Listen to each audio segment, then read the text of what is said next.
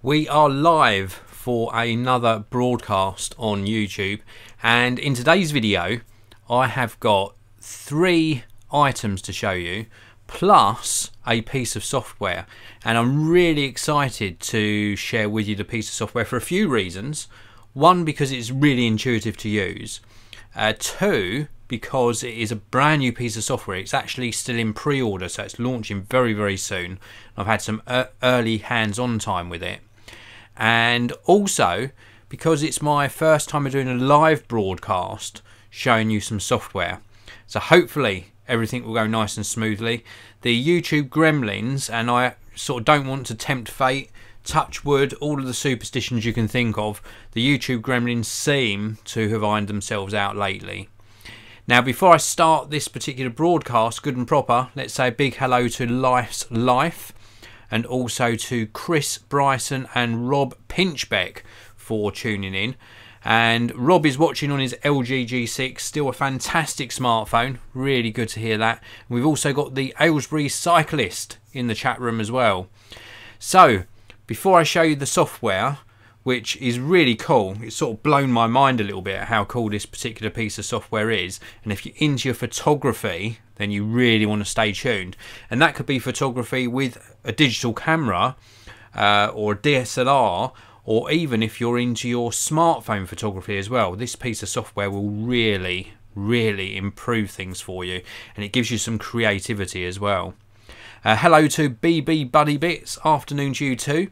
So let's dive in and take a look at the first 2 little bits of car technology, and then I've got something a little bit sort of larger for you to take a look at.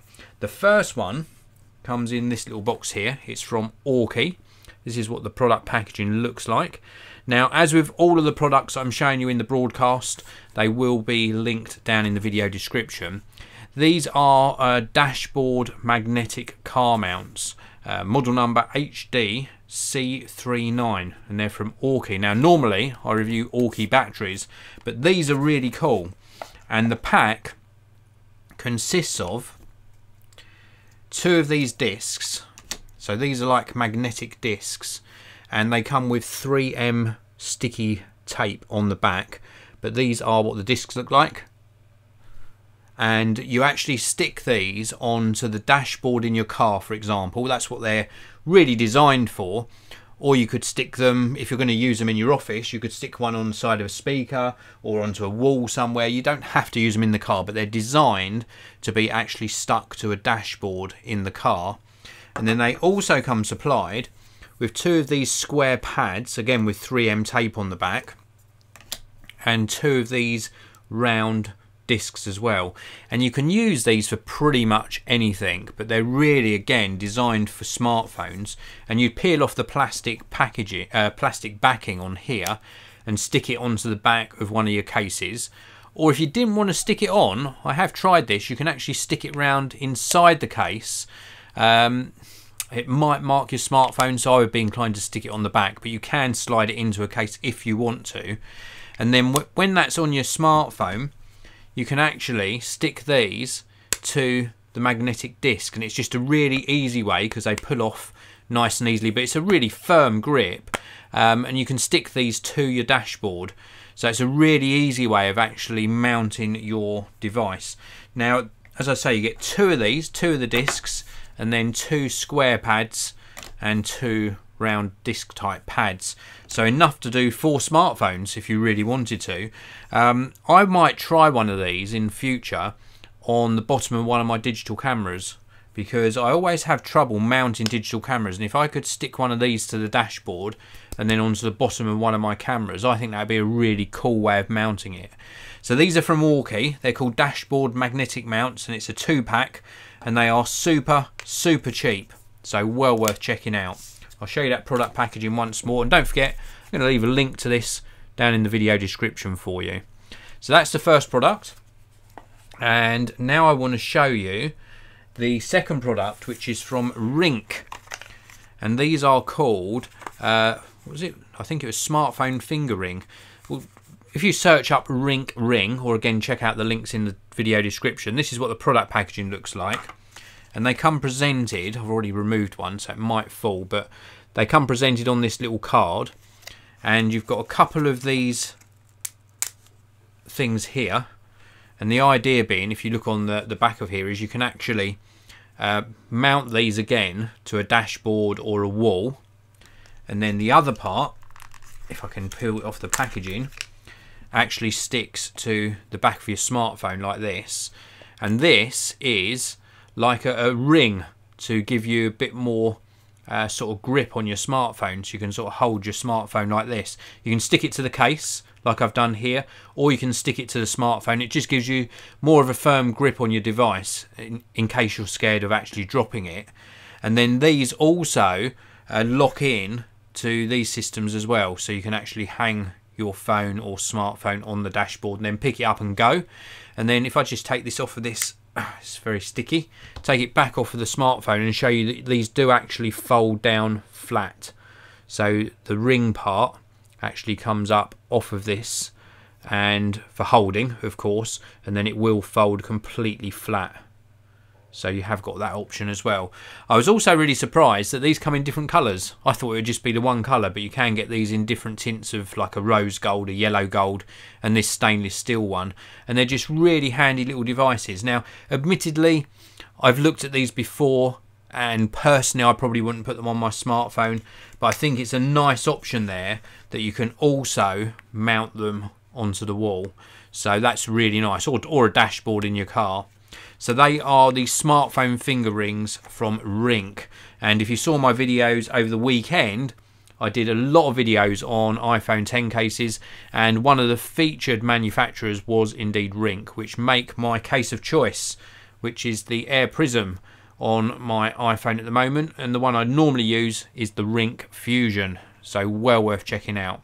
So before I move on to the third product to show you in this broadcast, let's have a look inside the chat again. And we have got Yui Klinkmuller. Hello to you, thanks for tuning in again. And also Darren Gator and Raymond Moore. Thanks again for tuning in to the live broadcast. I thought I'd try a little bit of a different time for the broadcast today, so a little bit later on after lunch in the UK. And it seems to be a really popular time because I can catch a couple of different audiences, both in the UK and in the US. So there's never an ideal time. But hey, let's share with you this technology because I love doing these broadcasts. We've got Rob Pinchbeck in the chat, and I remember who Rob is now. Rob has got my little Shih Tzu, who's called Milo. I think, Rob, correct me if I'm wrong, you have got Milo's twin. It's like looking in the mirror. You know, for little Milo, it's just an identical twin to Milo. But Rob Pinchbeck asks, do you like your iPhone or the iPhone 10? So I've got the iPhone 7 Plus with me in the editing room today. I've got the iPhone 10 as well. Or, frustratingly, so frustratingly, I'm seeing some so-called tech people calling it the iPhone X, and some that aren't tech people, which you can sort of forgive, but iPhone X, please don't call it iPhone X. It is iPhone 10. The X stands for 10. Do I like this or the iPhone 10 better? And I hope you're sitting down for this, Rob, and the rest of you, but I do indeed like this format better. I just like the screen better. I think the screen's overall better on it. There's no blue colour shift when you go off axis. I prefer the rectangular screen without sort of any of the rounded corners and without the notch. I'm going to have to stop talking about this in my broadcast because I am getting a little bit fed up with talking about the notch, and I do get a lot of bad messages. Stop talking about the notch, Dave, but that's one of the things I don't like. I prefer this form factor. I prefer the size of the iPhone 10. It's a lot more friendly to hold. This is quite cumbersome until you get used to it. But certainly, I do prefer the iPhone 7 Plus or the iPhone 8 Plus. But out of all of them, I would say that maybe look around. You know, it doesn't have to be an iOS device. I'm doing a switch to Android. I've more or less made my decision now. And I'm sad to leave iOS behind. But at the same time, I'm really fed up with all of the crashes and the hangs of apps and the issues that I'm having with iOS 11. Didn't have as many with iOS 10.3.3 I think I was on. and certainly the very latest version of iOS 11 has sorted some of those out, but I'm still not entirely happy with iOS 11. Raymond Moore says, yes Dave, stop talking about the notch. Your wish is my command. We will move on and look at the third piece of car tech. I'm going to show you the product packaging first of all. Now, I've featured this sort of device on the channel before, and I'll tell you why after I've just shown you the packaging and the actual device. This is a Thinkware dash cam. This is the model number, I think it's an F770, and Thinkware do a whole range of different dash cameras. This particular one you can get in a single cam or a dual cam, so it comes with one for the rear of your vehicle as well. It records in 1080p. It's a super wide dynamic range, 30 frames per second. There's also a safety camera alert, road safety warning, and also thermal protection on here as well. This is what the product packaging looks like. This is what the side looks like, so you can check out some of the features there on the side of the box if you so wish. And we will talk a little bit about the dash cam now. Before I show you the dash cam, actually, I will tell you why I love these devices. These are not GoPros, so don't think of these as an action camera, something that's going to record really super high quality video and audio. Normally the audio sucks on these. This is something that records in like a loop system, and you put it in the windscreen of your car, normally behind the rear view mirror, so it's less conspicuous, doesn't get in your field of view, and it records what's going on in front of you. If you have a collision, or it detects some sort of force on the car and sort of moves the camera, sort of jolts the camera, then it will actually save that file. It will like protect that file from being overwritten. And you put a micro SD card in these, and then it records in segments. You can set it to like 1 minute, 2 minutes, however long you want, and then it will record in those segments, and then when it fills up the memory card, it will start again from the beginning and start overwriting files. You don't have to go in and format the memory card. And the idea behind these is if you're involved in a road traffic accident, God forbid, I hope it never happens to any of you, but if you are, then you've got a record of what happened on the camera. Or indeed, if you see a road traffic accident in front of you and you are a witness to that, then you legally have to stop, and your footage could be used as evidence. And also, I think having a dash camera encourages the driver, i.e. if I've got one in the car, it encourages me to drive a lot more sensibly, a lot more responsibly, and also I'm more aware of my surroundings. I stay within the speed limit, and that's good for me. And there's a reward for that as well, because some insurance companies, not all, but some insurance companies do actually offer you a discount if you have one of their recognized brands of dash camera. So if you buy a really cheap Chinese import dash camera, you might not get a discount off your car insurance. But if you look on your car insurer's website, normally they list some of the dash cameras that they give a discount. And I've seen discounts up to 25% now on your car insurance.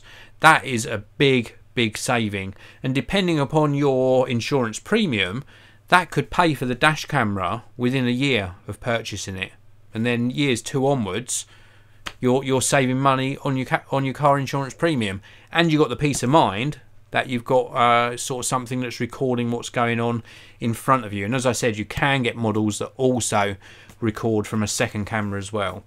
So let's have a look at the actual camera. This is what the F770 looks like. I think it's a really nice looking unit. It's actually larger than some dash cameras, and we've got the lens on the front there. This is the portion that goes onto the mount that attaches to your windscreen.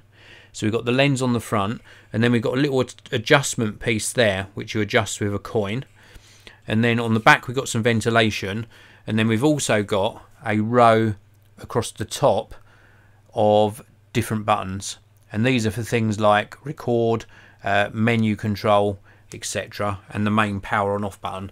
Let me just give you another close-up look at that, just in the hope that it will focus. There we go. So you can see all those buttons for controlling the unit across the top. There's also a couple of LEDs, Wi-Fi and GPS, and I'm pretty sure there's a microphone hidden in one of those as well. And then round on the back there's the micro SD card slot. And then you also obviously have to plug this in. I'm pretty sure it plugs in from this section here. But I just want to show you the lens first of all. You get all of the accessories inside the box. The lens adjusts like this. So if you imagine this is on, let me do it left-handed. You imagine this is mounted on your windscreen. You put a coin in the side or something, and then you can actually rotate this round. So you can adjust the angle of the lens. And it's a really good adjustment. Now I tested this briefly. It was some time back now, I would say about a week or so ago, and it records really high quality footage. The lens must have, I think it's also the adjustment of the angle, but the lens must have some anti-reflective coating on, because it was one of the better quality videos. You could actually read number plates a lot more easily with this one than other dash cams that I've actually tested, and I just think it's a really good unit. I think it's a really good option. There is also something I forgot to show you there, which is a little reset button on the side there, and this comes off on the side as well, and you can see the attachments in there. I think there's an attachment for the rear camera in there, which I haven't got, and also the micro USB, which is how it powers the unit. So a really well designed dash camera, really very, very good indeed. And as I say, I highly recommend this sort of device, purely because it really does give you peace of mind. I have seen, since I've been using dash cameras, which is about, I would say about 2.5 to 3 years, I've had one permanently inside my car, and I have seen 2 accidents. I have submitted only one piece of video as a witness of an accident. The other one I didn't, because it was just somebody driving towards me in a crazy manner, and I just kept that for posterity, so I could watch it back in 5 or 10 years time and think, what a stupid driver. But anyway, very, very highly recommended. So let's take a look inside the chat again and see if we've got any new questions come in.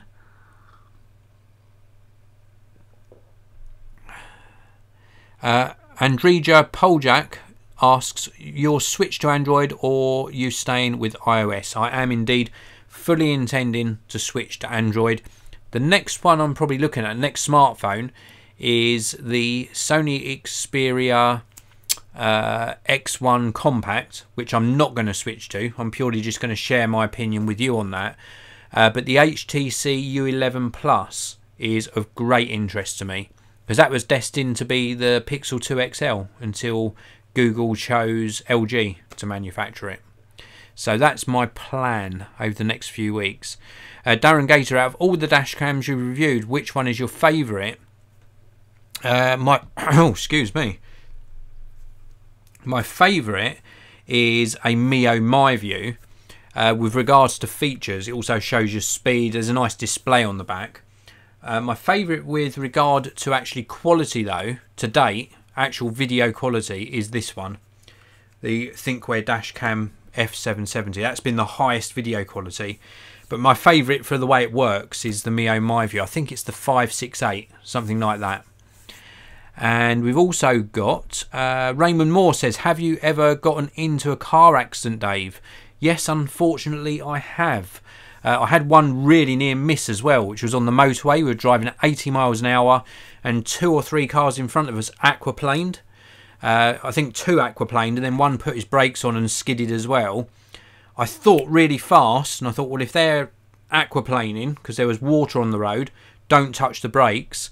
So I just eased off and dropped down a gear, and then I just managed to avoid them, and then I pulled up about a quarter of a mile down the road and rang the police. But I was very lucky there. The 2 accidents I've been in, one of them was about 6 months or a year after I passed my test. I pulled out of a junction, so legally it was my fault, but they did find fault with the other driver in the end, because he appeared at such a great speed and apparently was travelling around about 55 to 60 miles an hour in a 30 mile an hour zone, and he smashed into the side of me and my leg was trapped inside the car.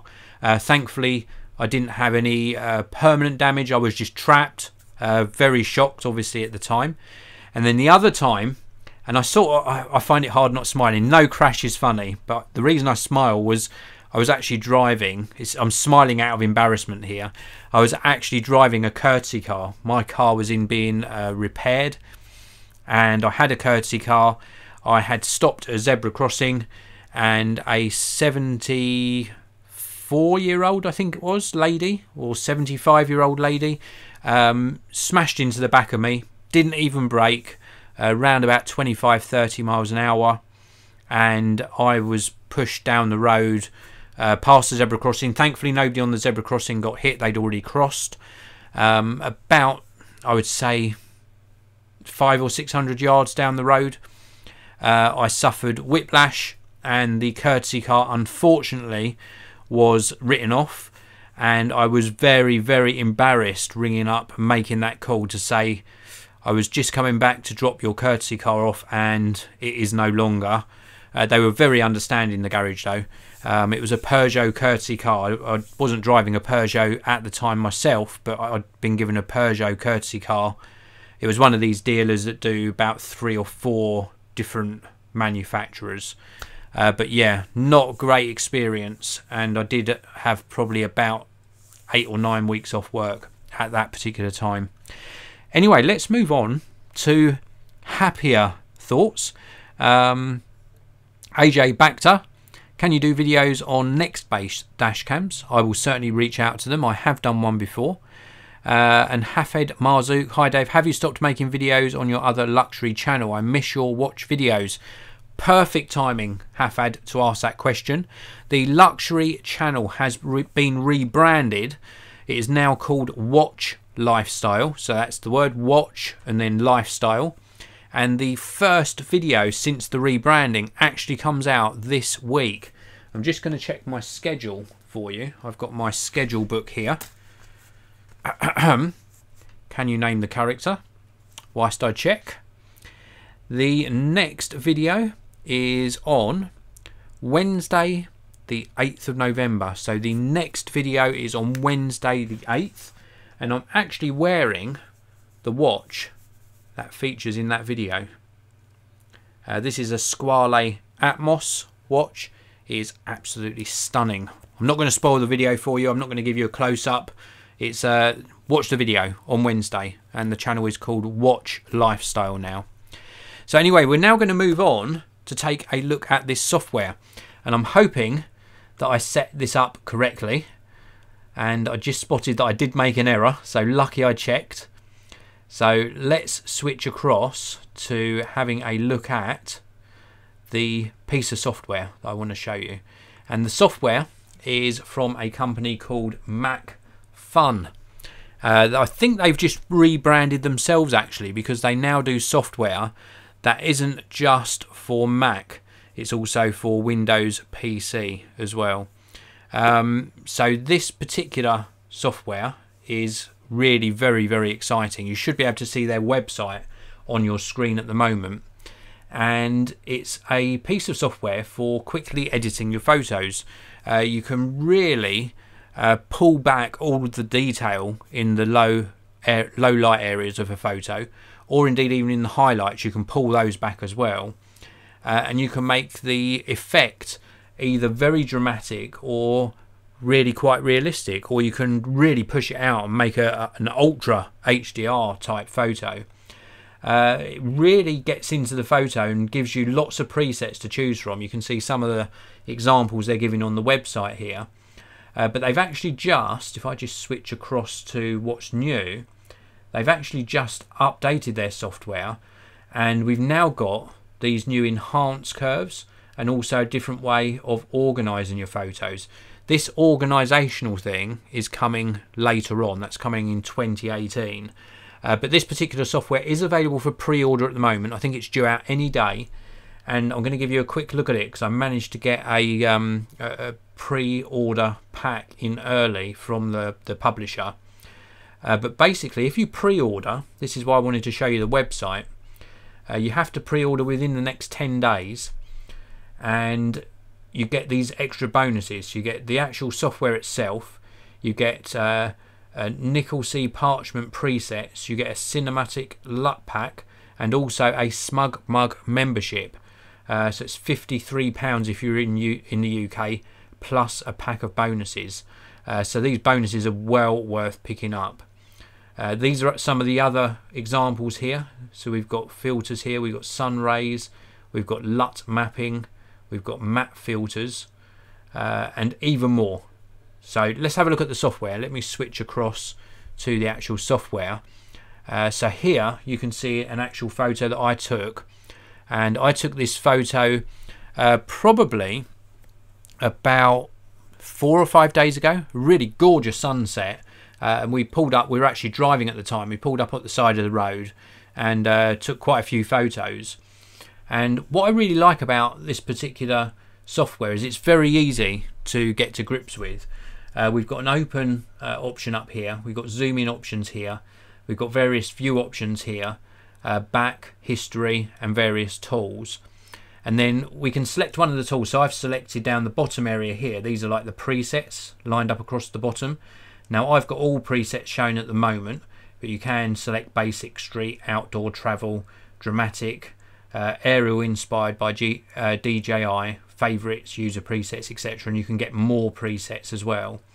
I'm looking at all of them, and I've selected aerial awesomer, and the amount is currently set to 100%. This is one of the things I like, is you can do this all by sliders, but we've also got the slider here on the screen, and it's like a before and after.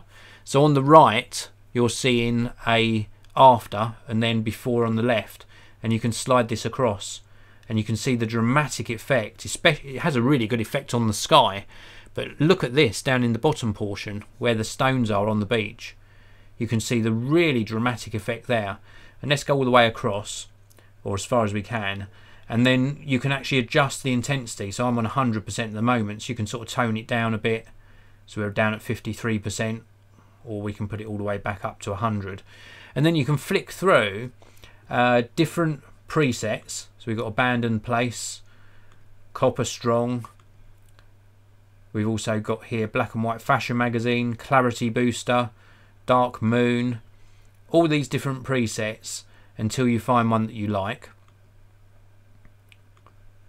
So, and the reason I went for this one back here, this aerial awesomer, was because I quite liked it.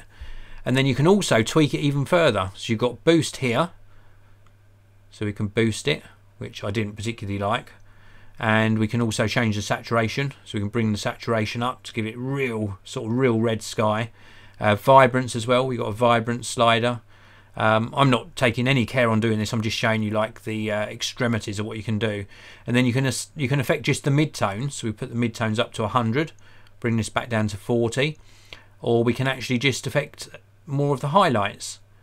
And it's just really good. It's all done by these really easy to use sliders. And then we can add filters in as well, and we've got our curves here, and we can add adjustment layers in. And then when you're happy with what you're seeing, you can just export the result. And I just think it works absolutely fantastic. I really do like it. I like it because of its simplicity. And more often than not, when you're looking at something maybe like Adobe Lightroom, for example, it can be very, very daunting. Very daunting indeed. But the fact that this is sort of very visual, then it invites you in. It's a lot more inviting, and you find yourself experimenting more. So, as I said at the beginning of this segment, if you take photos, as I do a lot with my smartphone, although I do carry a camera around on occasion as well, I find that instead of just saying, okay, I'm happy with what I've got from my smartphone, I'll drag something back in from Google Photos and I'll play about with it until I get something that I really, really like, rather than doing it on the smartphone and just saying, yeah, that'll do. So I would really urge you to try that out. And again, there's a link down in the video description area to the MacFun website.